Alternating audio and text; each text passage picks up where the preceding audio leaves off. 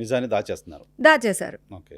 ఇంక తర్వాత ఒక 1 వీక్ తర్వాత నేను టెస్టులు ముందే చేయించేసుకున్నానండి. నేను రాగానే హైదరాబాద్ ఇక్కడికి నెక్స్ట్ డే బిర్యానీ వీడియో పెట్టేసి ఇమ్మీడియట్‌గా నేను చాలా పెద్దవాళ్ళకి ఫోన్లు చేస్తే ఎవరు చేస్తారు అంటే డాక్టర్స్‌కి పెద్దవాళ్ళంటే, సార్ ఇలాగ నేను చేయించుకోవాలి, నేను ఏ తప్పు చేయలేదు సార్.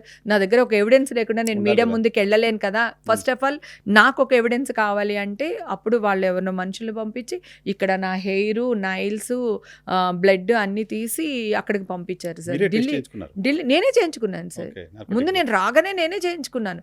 నేను చేయించుకుని సర్టిఫికేట్ రావడానికి 15 days పట్టింది. అది ఢిల్లీలో చేశారు టెస్ట్.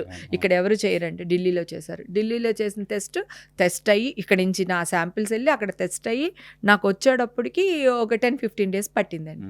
ఆ 15 days తర్వాత మళ్ళీ మీడియా ముందుకు వచ్చి ఇదిగో నేను చేయించుకున్నాను, నాకు నెగిటివ్ వచ్చింది అని చెప్తే ఇంకొక 1 week తర్వాత ఇమ్మీడియట్గా లేదు బుకాయిస్తున్న హేమ పాజిటివ్ వచ్చేసింది, కేసులోంచి పాజిటివ్ వచ్చిన హేమ డ్రగ్స్ అని సెకండ్ టైం న్యూస్ మళ్ళీ వేశారు. 2 ఛానల్సే, 2 పెద్ద ఛానల్స్. అప్పుడు ఇమ్మీడియట్గా ఒక వీడియో పెట్టేశాను అనమాట. పలానా ఛానల్ నాయుడు గారు, చౌదరి గారు వీళ్ళందరి పేర్లు చెప్పేసి పలానా ఛానల్ పేర్లు కూడా చెప్పి ఓపెన్గా ఆ ఛానల్లో ఉన్న క్రైమ్ రిపోర్టర్లు వాళ్ళ పేర్లు కూడా చెప్పి నేను రెడీగా ఉన్నాను. డ్రగ్స్ అనేది నా బాడీలోనే ఉంటాయి.